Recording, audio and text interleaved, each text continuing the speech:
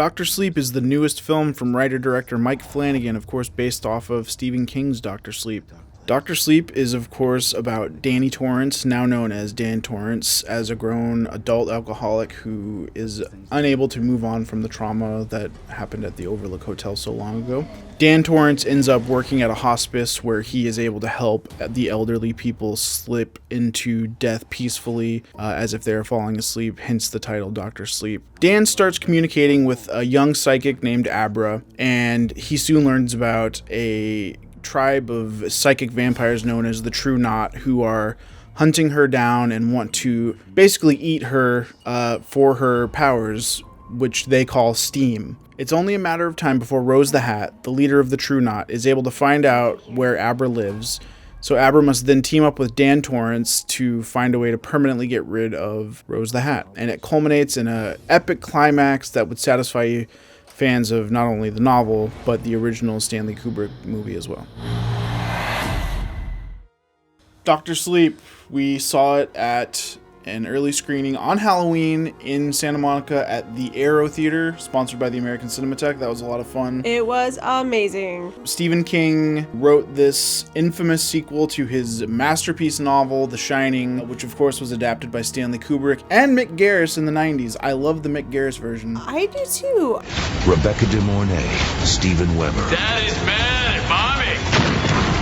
Stephen King's The Shining. I think it goes without saying that Stephen King has been pretty vocal about how much he does not like the Stanley Kubrick adaptation. Well, it's interesting, on Twitter he was mentioning recently that he fully endorsed this new one, and it's got everything if you're a fan of Kubrick's film and if you're a fan of the Dr. Sleep novel. Yeah, it kind of felt like a hybrid of somewhere in between Stephen King and Stanley Kubrick. What did you think of Stephen King's Dr. Sleep? I personally loved it. It was great. It was fantastic. Super scary, super fun. Everything I wanted it to be, honestly. It didn't try and be Kubrick's movie. It was just a lot of fun.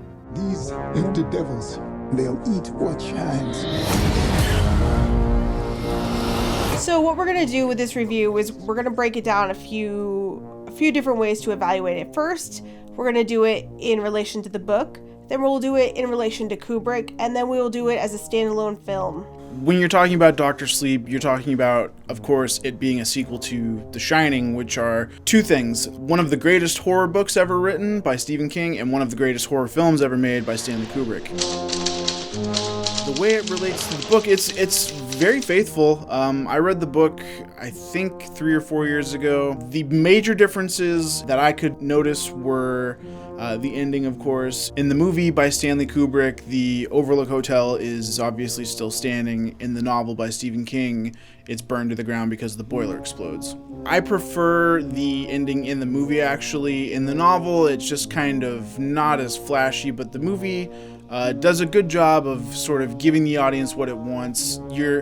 You're back at the Overlook, so there's tons of imagery from Stanley Kubrick's movie. You see the Colorado Lounge, the Gold Room, the lobby. So it was really very beautiful seeing all those sets that were fully recreated. I've seen pictures of Mike Flanagan standing in those sets. So those were real and accurate recreations of stuff that, were built 30, 40 years ago for The Shining. I felt like when it paid homage to the shots that he originally created, there's one point in particular about the beginning of the third act when it kind of does the shot from the original opening of, the helicopter flying. It was at night versus day, but it was the same exact shot, and the music came on the same, and it gave me goosebumps.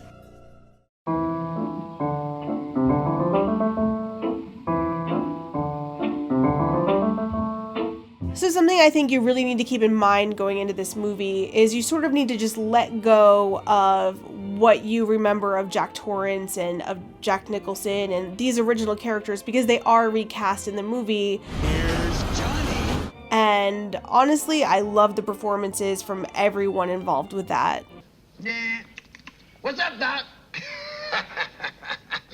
In an age where, we've seen Disney replacing actors' faces in their Star Wars movies. Yeah. I'm glad they didn't do that here. And you can just tell when something is CG, and I think that was the right choice there. I do too, and I think Alex Esso and Jocelyn Donahue were absolutely amazing in this. It reminded me of Annie Wilkes in Castle Rock, how it's sort of what would you call it? An impression of Shelley Duvall. But she really makes it her own. Yeah. Also check out Castle Rock this season. It's pretty fucking good. It is incredible. No, no, no, no, no, no, no.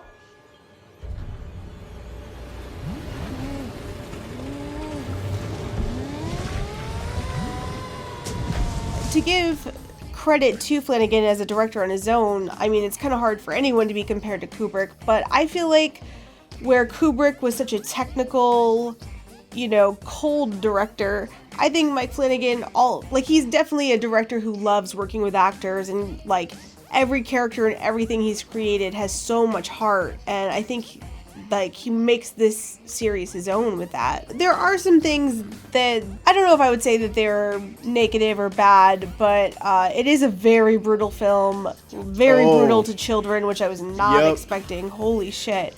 And from what I heard, they actually cut those scenes down from what the original cut was.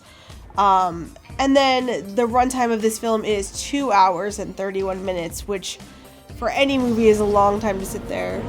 Yes, you run, dear. And then I will find you. And you will scream for years. Come and play with us forever and ever.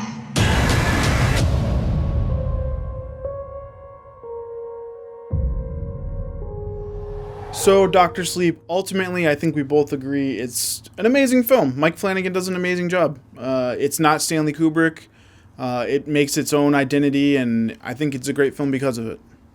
And I think with great acting, lots of heart, and wonderful cinematography, this really is a movie not to miss in theaters. Thumbs up. Thumbs up. All right, sleepyheads. It's a joke because of Dr. Sleep. If you liked our video, make sure you give us a like. If you agree with us or disagree, make sure you leave us a comment and tell us. Your opinion matters to us. We're perfectionists in that way.